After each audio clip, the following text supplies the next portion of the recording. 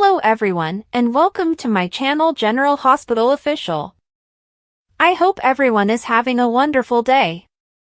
Before we begin, please hit the subscribe button and give this video a thumbs up. Rick urges Ava to renew Sonny's custody battle. Is Avery secure in Corinthos' world? According to General Hospital teasers, Sonny Corinthos' apartment explosion will have severe consequences for the crime boss in the coming episodes. Not only will he have to watch his son, Michael Corinthos, struggle with recovery, but he also risks losing custody of Avery Corinthos.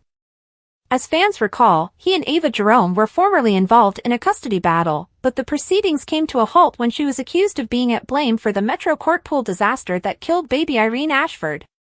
After being cleared of this, she faced another setback when her Cassadine divorce settlement was taken away. Ava does not currently have the finances to pay Rick Lansing to lead a new custody battle, yet, given Rick's feelings for his half-brother, she may not need money this time around. Rick will undoubtedly hear about Michael and Sonny's apartment explosion, and the lawyer may have a stroke of inspiration for the ideal angle for Ava to reclaim full custody of her baby.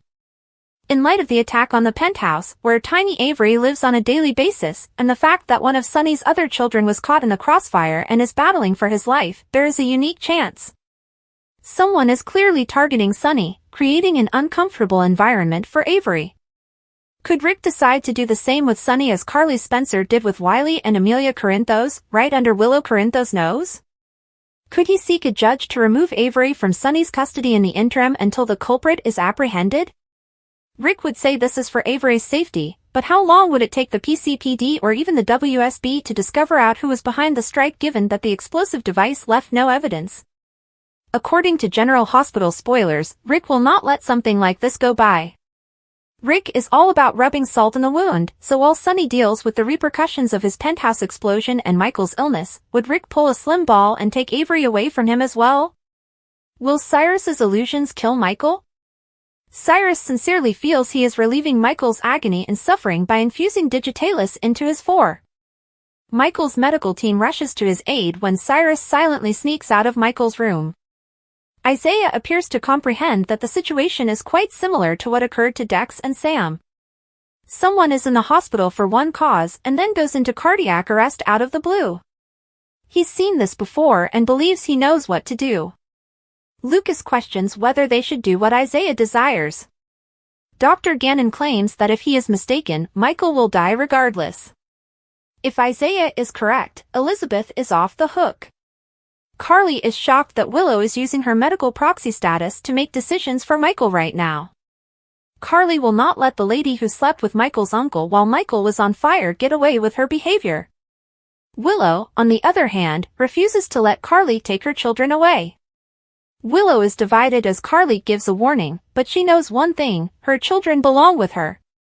Nina believes she can utilize her connection to Sonny to help calm the situation. Sonny listens to what his ex-wife says. Amazingly, they reach an agreement that Carly will definitely dislike. Laura is relieved when Lulu returns to Port Charles, but Lulu is unhappy to be there without her daughter. Charlotte is still out there with Valentine, immediately after someone attempted to shoot Charlotte's father. Lulu entirely blames Dante for the incident, while Laura defends him. While Lulu believes she could have handled the situation on her own, Laura is grateful Dante pursued her and was there to defend her. Laura expects this kind of recklessness from her daughter, but after recently waking up from a 4-year coma, Laura wants Lulu to be a little more cautious with her life. Will Lulu listen to reason or find another hazardous means to reclaim Charlotte?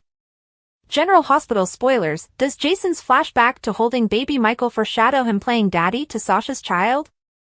General Hospital spoilers say that the week of January 6th to 10th was emotional for both fans and Port Charles residents. Many people are heartbroken over Michael Corinthos' current condition. Michael was caught in the crossfire of Sonny Corinthos' mafia battles, landing directly in the heart of an explosion in his father's apartment, leaving him with third-degree burns and struggling for his life. Not to mention that Cyrus Renaud has just injected him with digitalis, yet there is a strong possibility he will survive. Regardless, Jason Morgan feels guilty for this. It is not Jason's fault, but he believes he failed to protect his nephew, to whom he is extremely loyal and one of his closest confidants. As Jason sat there, watching Michael struggle in his hospital room, he remembered a memory from years ago, when he was holding a newborn Michael and pledging to always protect him. The previous clip elicited strong emotions while also serving as a pleasant remembrance of a moment when Jason claimed to be Michael's father. Many viewers couldn't help but feel like the drama was predicting something that might happen in the future.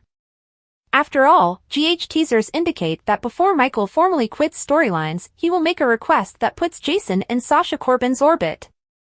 Of course, fans are aware that Sasha is secretly carrying Michael's kid, but she does not want the rest of the world to know, despite Michael's desire to accept responsibility for the child. Sasha wishes to shield the kid from the toxicity of both the Quartermaine and Corinthos families. Michael offered to help her financially, but she declined. Sasha was about to leave town, but Michael persuaded her to stay in Port Charles. Now that she has a support system in the Scorpios, she will be able to rely on them during the ups and downs of parenting. Plus, he'd be close enough to call for assistance if required.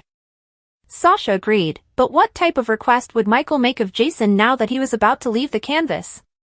Michael may simply ask Jason to watch over Sasha and explain the issue. Then again, could Michael ask Jason to pretend to be his baby's father? That way, Sasha's child would still receive the Quartermaine care minus the Corinthos drama, with the additional safety that only Jason can provide. Plus, Jason appears to be on the verge of leaving the mob for Danny Morgan's sake, so he'd be able to assist Sasha with the kid without fear of any danger erupting. Jason feels guilty about what happened to Michael. He's not only suffering with burn rehabilitation, his wife Willow Corinthos recently ended their marriage, and Jason may be willing to go to any length to alleviate Michael's worries or concerns. General Hospital spoilers reveal that if Jason pretends to be Sasha's baby's father, this will not be his first rodeo experience. When Carly Spencer requested for help, Jason not only helped her, but also Sam McCall. Both females became two of Jason's biggest loves, so can fans anticipate Sasha to join them? After losing everything that I own, General Hospital's Cameron Matheson sends a heartfelt message to those who lost their homes. Cameron Matheson appeared on Good Morning America on January 9th, where he worked as a correspondent for years, to share that, as a result of the flames that had devastated Los Angeles, I've lost my home and everything that I own. I have this hoodie, a pair of pants, and 2 pairs of sneakers left, he explained. That's it. The General Hospital's leader has tried not to think about the irreplaceable objects that were destroyed. Unless you've gone through it, you can't understand that, it's hard to get your head out of that, he added, adding that he was kind of stuck and reeling. There's a lot of things that are replaceable, but the kids' projects, their baby photos were only film, my childhood, pictures. Of course, that's just stuff, he explained. Nonetheless, at the same time, it is still very unsettling and so surreal. On the 12th, Matheson came to Instagram to thank friends, followers, and everyone who has shown generosity. Words can't describe how grateful we are for all the love and support for our family and for the thousands of people going through the same thing, he stated in an email. It really does make all the difference. Drew's portrayer closed with a lovely message to the Angelinos whose homes were spared. Please know that those of us who have lost everything are extremely delighted for you. I believe it is a common response to have some form of survivor's guilt or whatever, but please let it go. All of us who have lost everything are extremely happy for you.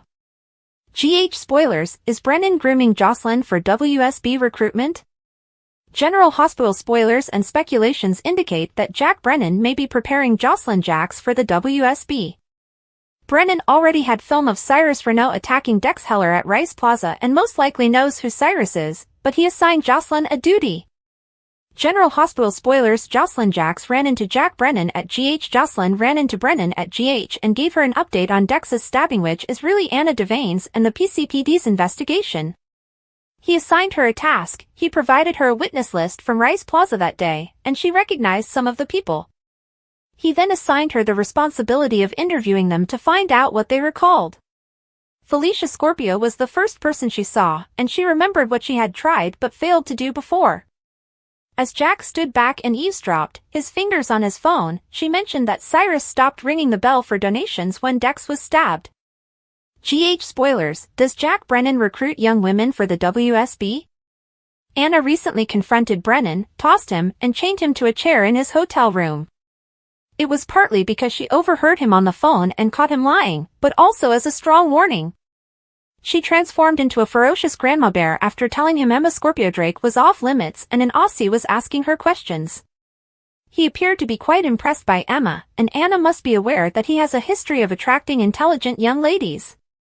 In fact, he'd stated Emma reminded him of Anna when she was only a few years older, because he and Anna went to spy school together. Was Anna referring about WSB recruitment? General Hospital spoilers, is Jack Brennan grooming Jocelyn Jacks for the WSB, or is he simply using her to gather intelligence? Jack's interest in the case could be motivated by his own feelings for Jocelyn's mother, Carly Spencer, or by a desire to gather information for future cases. Perhaps because he was associated with Pikeman and Cyrus is the only mob boss who has not been slain, he wants to imprison him because he knows stuff. Using Jocelyn to collect his information while she's desperate to bring Dex's killer to justice could be a useful approach to get it without Cyrus disclosing anything he knows about Brennan. He most certainly wants to destroy anyone who knows where his bodies are buried so that he cannot be held accountable. Brennan is one of those folks you never know whether to trust or not. Jason Morgan does not. Leslie Charleson, a GH icon, has died at the age of 79. General Hospital spoilers reveal more tragic news for soap viewers. Leslie Charleson, who portrayed popular Monica Quartermain on the soap for nearly 4 decades, died Sunday morning, January 11th. She was 79 years old. Frank Valentini, GH's executive producer, made an announcement on the social media platform X to inform fans of the news. In a tweet, he notes, "It is with a heavy heart that I announce the passing of my dear friend and colleague, Leslie Charleson."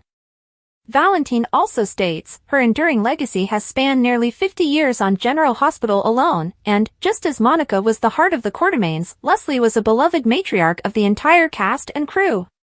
He ended the post by saying, "I will miss our daily chats, her quick wit, and incredible presence on set.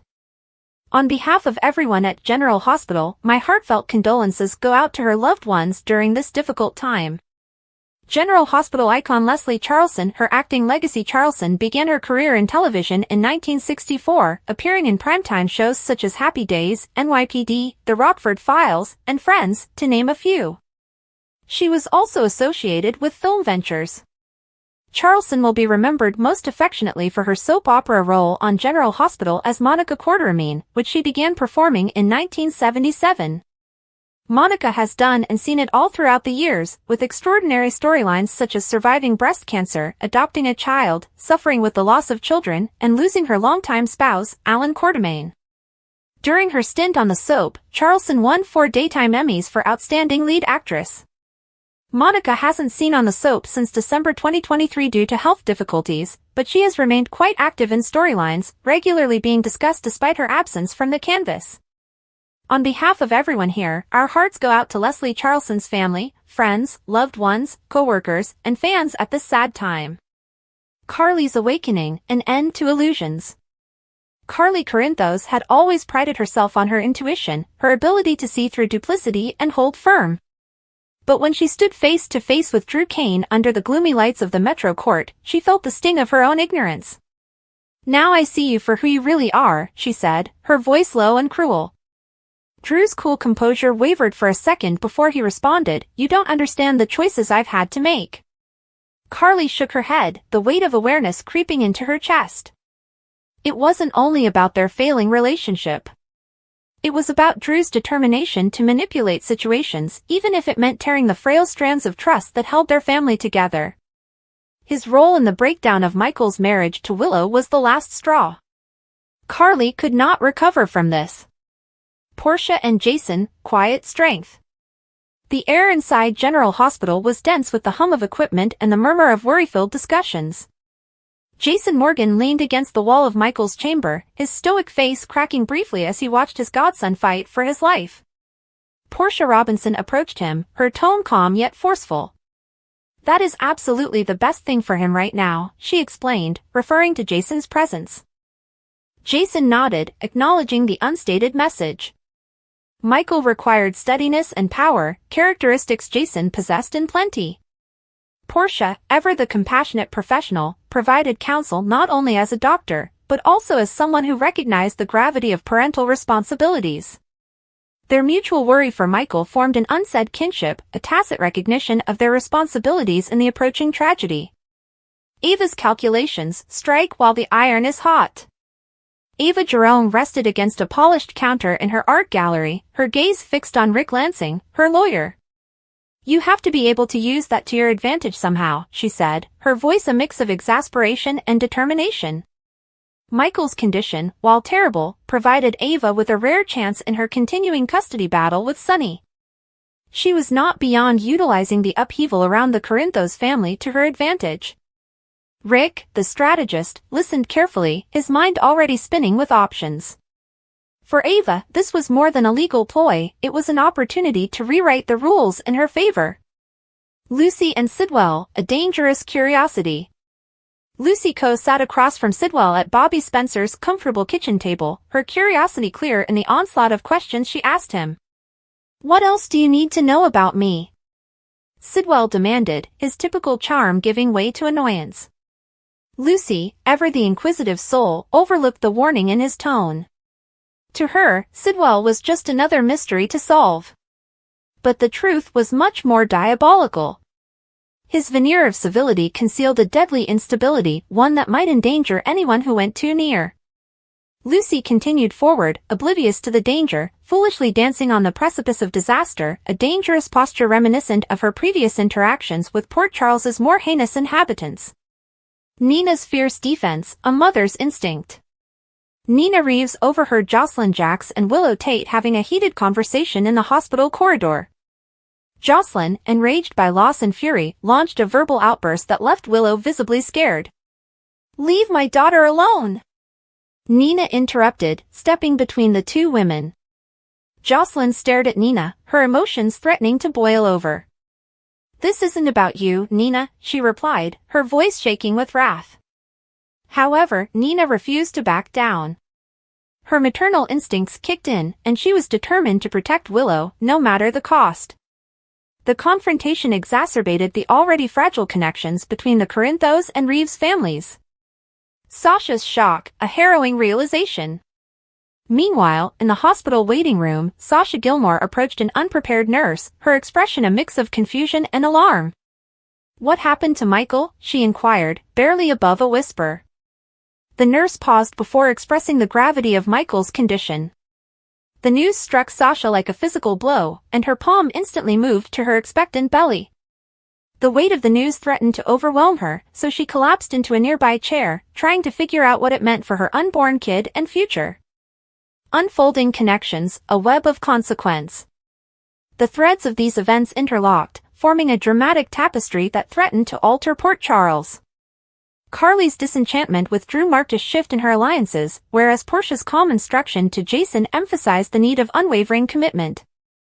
Ava's deliberate maneuvers hinted at the extent she was willing to go to have her way, while Lucy's deadly curiosity put her in the sights of a guy who thrived on turmoil. Nina's support of Willow, as well as Sasha's devastating discovery, adding to the drama's emotional depth. Each individual, in their own unique way, faced decisions that would have far-reaching consequences for their own lives and the lives of those around them. Willow's defiance, a mother's fight.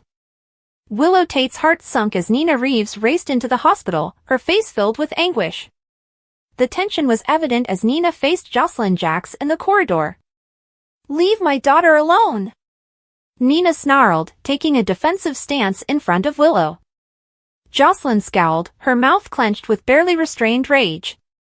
"This isn't about you, Nina," she replied, stalking away in frustration. Turning to Willow, Nina swiftly related what had happened in her flat. Chase and Diane, at Carly's request, had taken Wiley and Amelia away from Nina's care.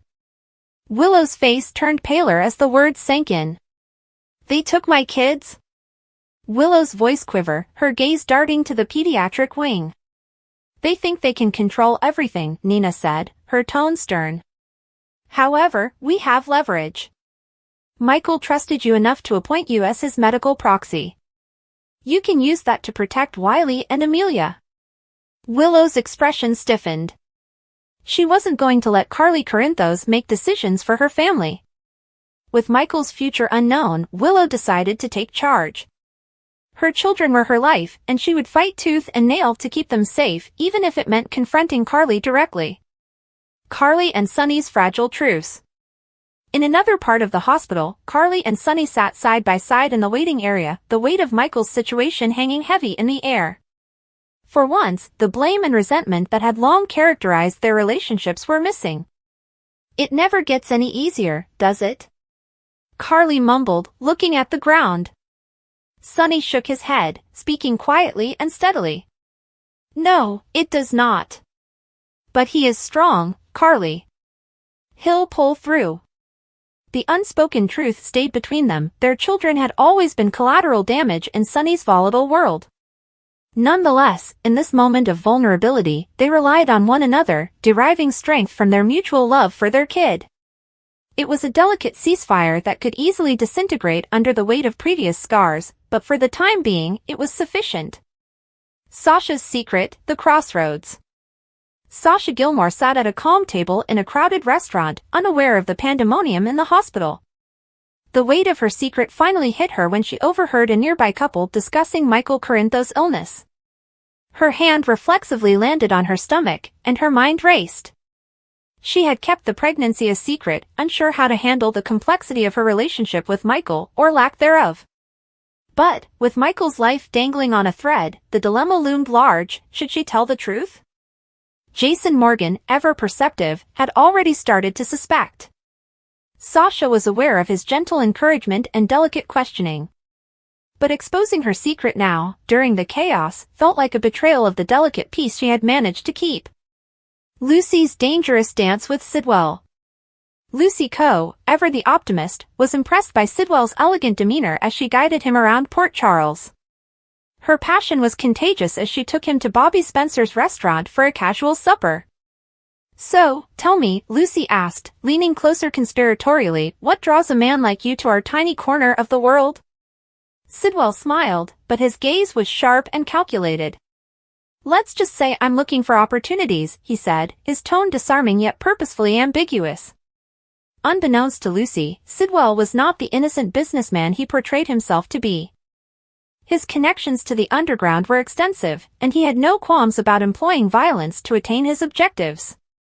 Lucy bombarded him with questions, ignorant to the danger, and Sidwell's patience ran out.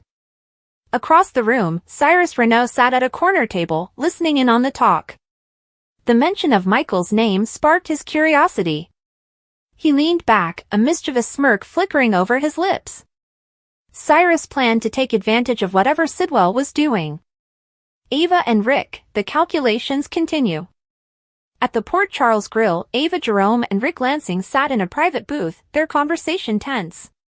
"You need to act now," Ava said, her voice low but forceful. "Sonny is distracted with Michael. This is the ideal time to strike in the custody battle." Rick examined her carefully, assessing the hazards. "Time is everything, Ava.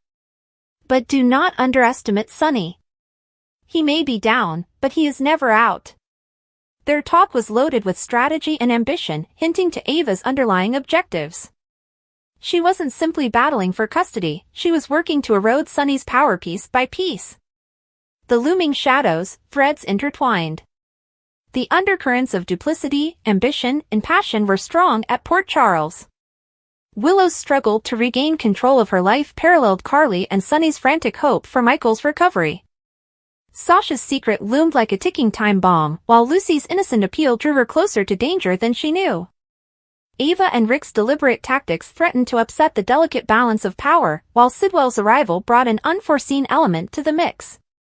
The hospital's clean halls buzzed with tension as Carly Spencer paced back and forth, her countenance alternating between bewilderment and rage.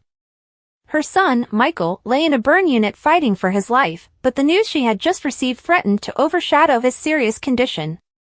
Michael had been involved with Sasha Graves, a young woman who worked on the Quartermain estate. Carly was shocked to learn that their brief and unplanned meeting had resulted in a pregnancy. The news was more than simply a setback for her image of Michael, it was a direct threat to the tightly knit narrative she had created about her family. Carly whispered, frustrated, of all the times to make a reckless decision. Her rage wasn't only directed at Sasha. No, this was about more than just a fleeting moment of passion or an unexpected pregnancy. It was all about control.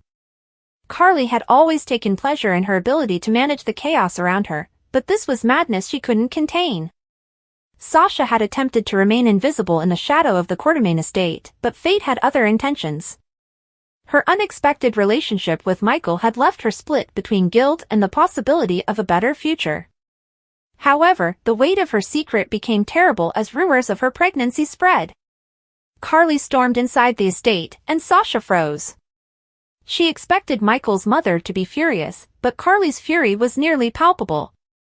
"How dare you!" Carly screamed, her eyes flaming. "Do you realize what you've done? My son is laying in a hospital bed, and you think now is the time to pull this stunt?" "It wasn't planned," Sasha said, her voice cracking. "I didn't mean for any of this to happen." "You didn't mean for this to happen?" Carly scoffed. "Is that your excuse? You have transformed my family into a circus." Sasha wanted to fight back and defend herself, but the gravity of Carly's allegations hushed her. Deep down, she realized Carly's rage was not wholly unjustified. Still, she couldn't avoid the idea that she was being blamed for something far greater than herself. While commotion ensued outside his hospital room, Michael's health remained critical. His burns covered a large area of his body, making doctors concerned about his odds of survival. Despite his vulnerability, he was aware of the chaos his actions had caused. When Carly entered Michael's room, he rasped, "Mom." "Save your energy," Carly said, her voice lower but no less forceful. "You need to focus on getting better." Michael's gaze met hers, heavy with shame and a trace of defiance. "I didn't mean for any of this to happen." "That seems to be the running theme," Carly murmured, her lips pressed together in a narrow line. "But intentions do not negate consequences, Michael. You've put this family in an impossible situation." Michael wanted to argue and explain, but the pain and tiredness were overwhelming. He closed his eyes and allowed Carly's words pass over him like a wave. As if Michael's condition wasn't bad enough, Carly also found out about Willow's affair with a close family member. The discovery had originally thrown Carly into a tailspin of rage toward Willow, but now, faced with Michael's transgressions, she was confronted with an uncomfortable truth: her son was no saint. For years, Carly had held others to impossible high standards while defending her own flaws and the behavior of those she loved. However, with both Michael and Willow engaged in scandals, Carly was forced to face her hypocrisy. Could she hold Willow accountable while ignoring Michael's similar failings? "Maybe you need to look in the mirror," Jason, her lifelong confidant, suggested in a rare moment of honesty. Michael made the same error that Willow did. You can't choose who to forgive based on convenience. Carly bristled at his words, but she couldn't completely reject them. Her sense of justice was inextricably linked to her love for her children, but perhaps it was time to reconsider what that justice really meant. Family's fractured future. As time passed, the consequences of Michael's conduct began to spread across the family.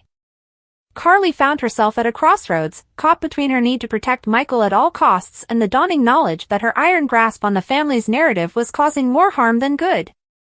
Meanwhile, Sasha began to discover her voice. She refused to be demonized over a mistake that two people made. With or without Carly's permission, she was determined to assume responsibility for her child and forge a future for herself. The Quartermain estate, once a symbol of tradition and order, has become a battleground for competing interests and warring egos. Despite the upheaval, there remained a sense of hope that the family might be able to rebuild. General Hospital spoilers for the week starting Monday, January 13th. General Hospital spoilers for the week beginning Monday, January 13th. According to the most recent issue of Soap Opera Digest, the action begins on General Hospital on Monday, January 13th, when Sonny and Nina attempt to work things out between themselves. Additionally, Kai and Trina will enjoy a sweet moment while Isaiah takes action. Carly is also going to provide a warning. On Tuesday, January 14th, Lulu makes a request of Tracy, while Dante meets with Sonny. On the same day, Nina will scold Drew, while Jason will discuss an idea with Carly. By midweek, on Wednesday, January 15th, Anna will be looking for a suspect, while Tracy will be imploring Jason. Also, Carly will attempt to get information from Brennan, while Drew will shut down Alexis. On Thursday, January 16th, Carly and Tracy had a fight unlike any we've seen in a long time, while Willow opens up to Chase. Nina shares Ava a secret, and Kai impresses Trina. Cody and Dante also discuss the past. General Hospital spoilers, what happens next in Port Charles? On Friday, January 17th, Jordan reads through the riot act like never before, while Lulu and Brooklyn brawl. Willow also makes an important decision, while Tracy finds herself in hot water. Ava is likewise on a mission. You will not want to miss any of it. Thanks for watching. If you like this video, so please don't forget to subscribe my channel and don't miss any update.